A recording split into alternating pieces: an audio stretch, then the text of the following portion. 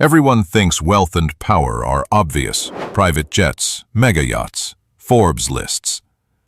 But the truly powerful families, they've perfected the art of invisibility. Today we're exposing 5 secret banking dynasties that have controlled global finance from the shadows.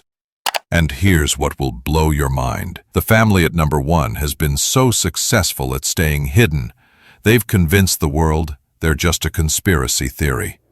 Let's start with the family that turned war into the ultimate business opportunity. Number 5. The Baring family.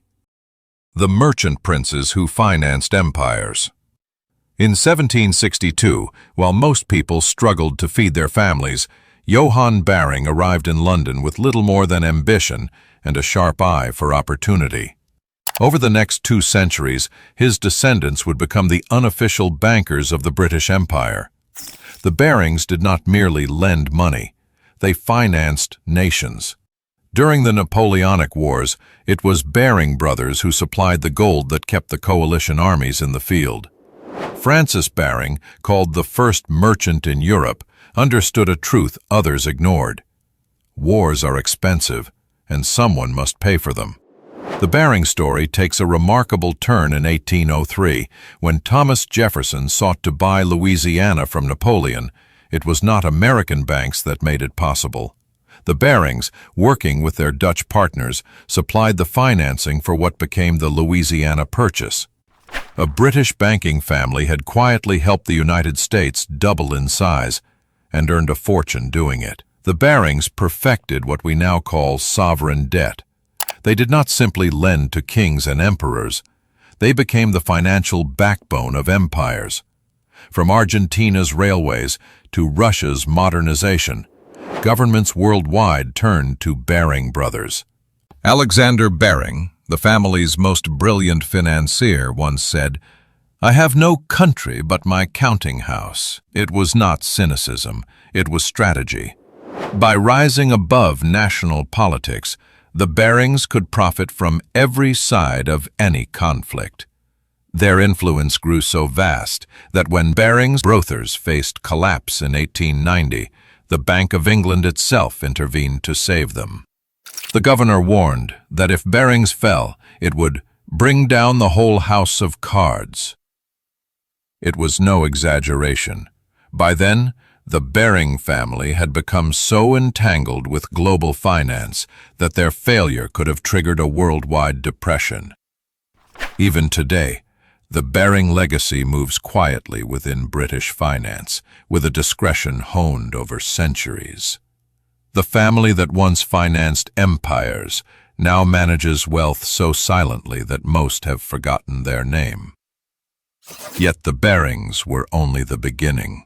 Our next family would elevate financial manipulation to an art, one modern hedge fund managers could only envy. Number 4. The Hambro family. The Nordic wolves of London finance.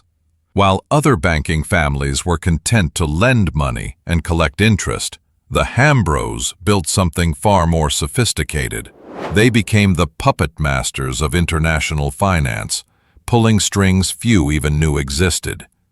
The story begins in 1839, when Carl Joachim Hambro left Denmark for London, armed with royal Scandinavian connections and a vision that would reshape merchant banking. But it was his son, Everard Hambro, who truly mastered the game. Everard didn't just finance businesses, he controlled them. The family pioneered acceptance credits, a system that let them guarantee global trade without risking their own capital. While most banks stayed local, the Hambros built a network that spanned continents, financing Scandinavian timber, South African gold, and American railways, all from a modest office on Bishopsgate. Their boldest move came during World War II.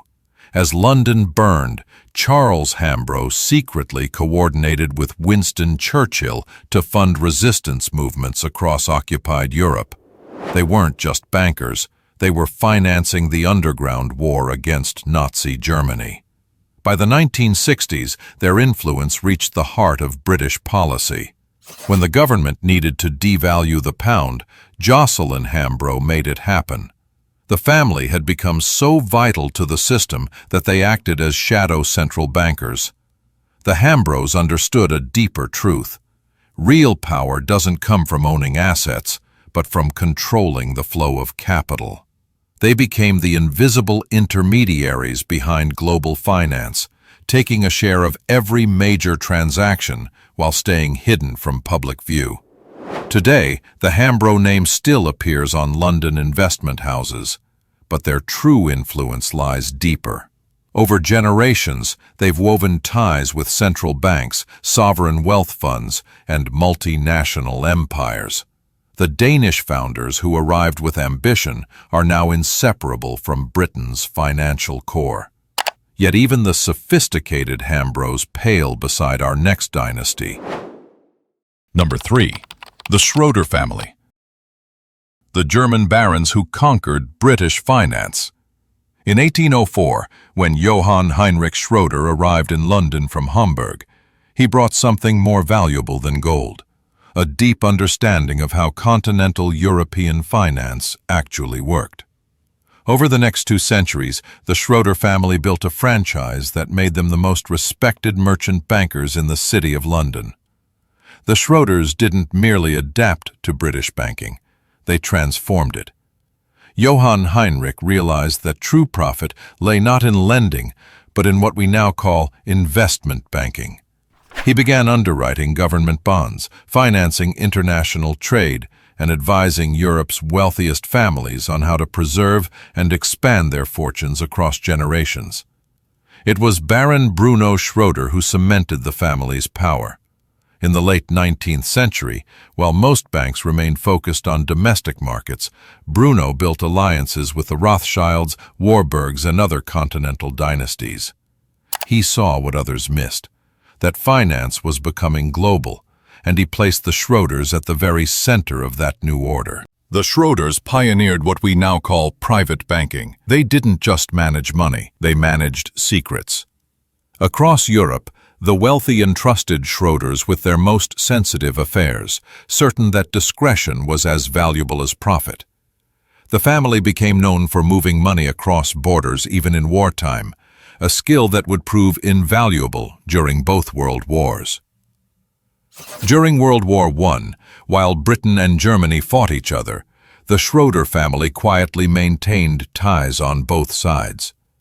Through a network of subsidiaries and hidden partnerships, they operated above national politics. It was financial neutrality taken to its limit. The family's boldest era came in the 1960s and 70s. Together with other merchant banks, the Schroeders helped create the euro-dollar market, turning London into the global center for US dollars held outside America. This new system let them move money beyond US regulations, capturing vast profits from the world's growing appetite for dollars. Among their ranks was Gordon Richardson, a man who would later become governor of the Bank of England. That was no coincidence, it was strategy. The Schroeders had learned that the surest way to shape policy was to place their own within the system itself. Today, Schroeders plc manages more than £800 billion in assets, ranking among the world's largest investment firms. Yet the family's true power reaches far beyond public markets. For generations, they have cultivated ties with central banks, sovereign funds, and global institutions, weaving a network capable of moving capital across continents. What began with a German merchant has become an empire of quiet influence, more British than the British, yet forever continental in instinct.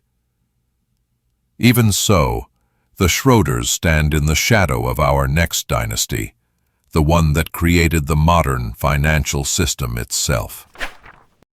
Number 2. The Warburg family. The architects of modern central banking. In 1914, Max Warburg met with Kaiser Wilhelm II, advising the German emperor on how to finance a coming war.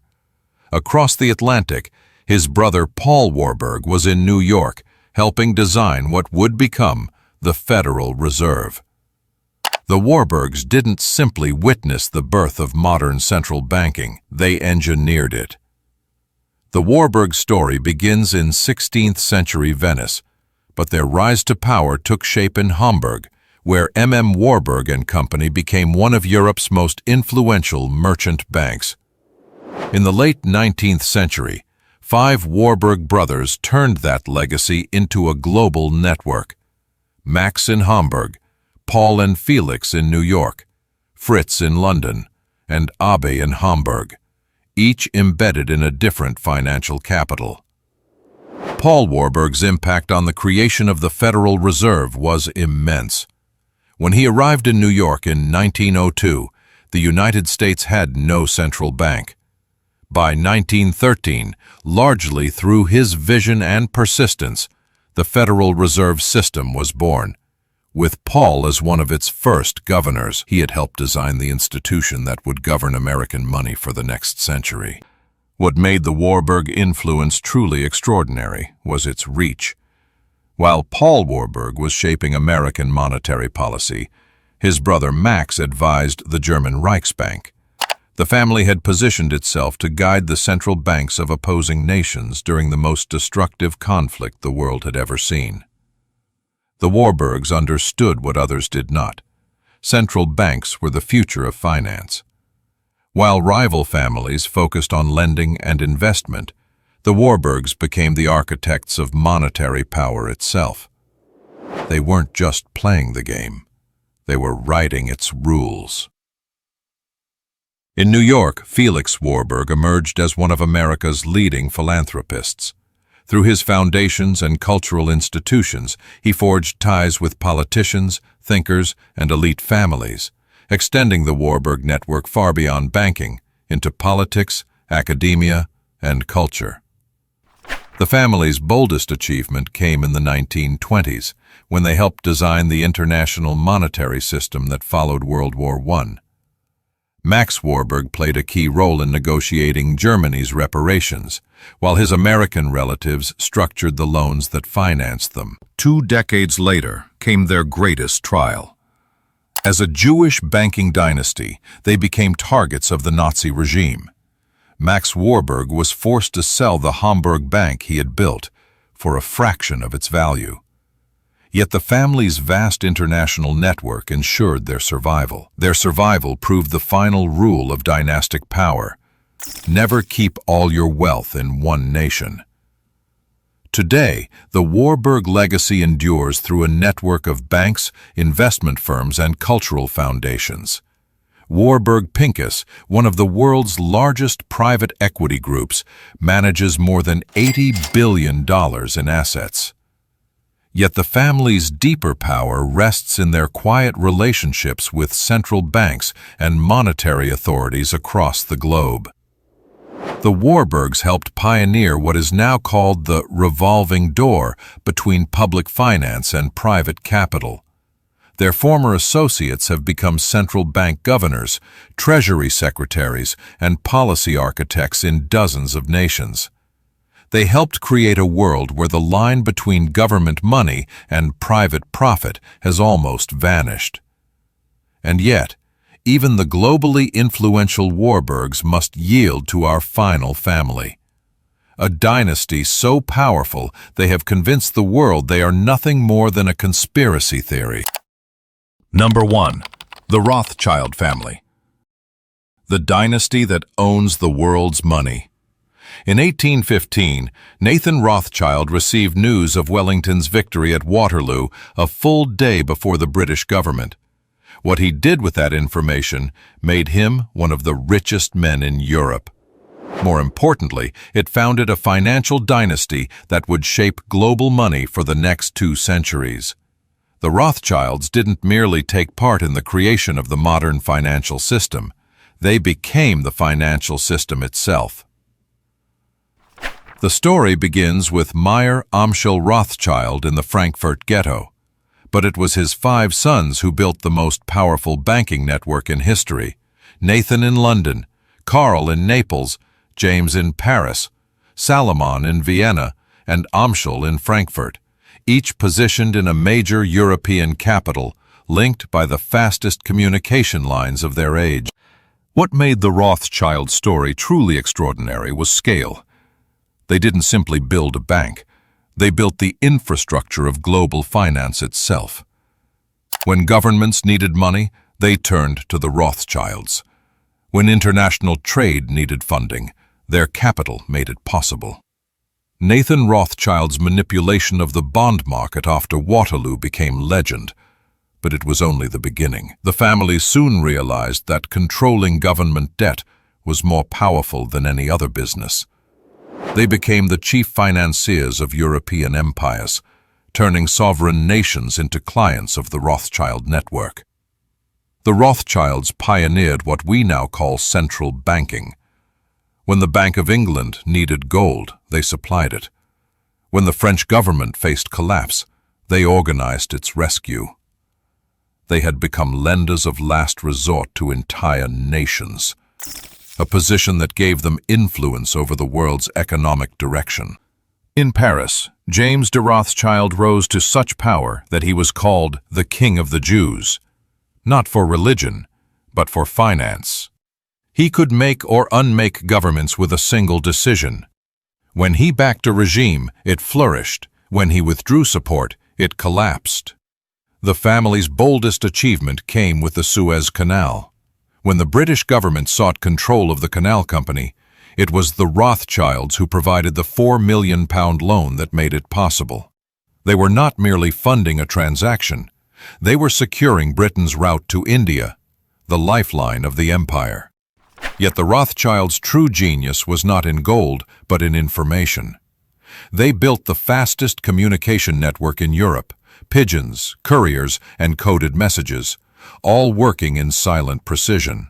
They learned of wars before generals, of treaties before diplomats, of market shifts before merchants. And with that knowledge, they positioned themselves ahead of every empire in every age. The Rothschild family survived revolutions, wars, and the fall of empires by following one simple rule: never put all your wealth in one place. They spread their influence across nations, currencies, and markets. When one government fell, they had ties to the next. When one currency collapsed, they held others. Today, the Rothschild influence is quieter, but no less real. Rothschild & Company advises governments on privatizations, mergers, and debt restructuring.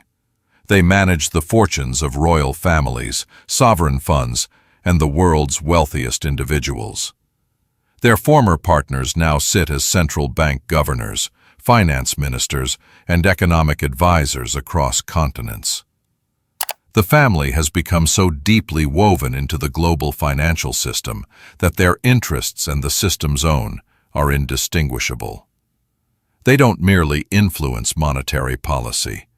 They are monetary policy. Perhaps the most remarkable achievement of the Rothschild family is how they have managed to hide in plain sight. They have convinced the world that their influence is a myth, that their power is exaggerated, that they are simply another wealthy family. This has been their greatest triumph, making their very real power seem imaginary. The Rothschilds understood what few others ever did. True power is invisible power. The moment influence can be seen, it can be challenged. By working through networks of relationships, advisors, and institutions, the Rothschilds built a system where their reach is everywhere and nowhere at once. They do not need to own the banks. They are the banking system. They do not need to control governments. They control the money that governments depend on. Thanks for watching. But the story doesn't end here. Click right here, and in the next video, we'll uncover the hidden secret of a dynasty that shaped the world from the shadows. See you in a moment.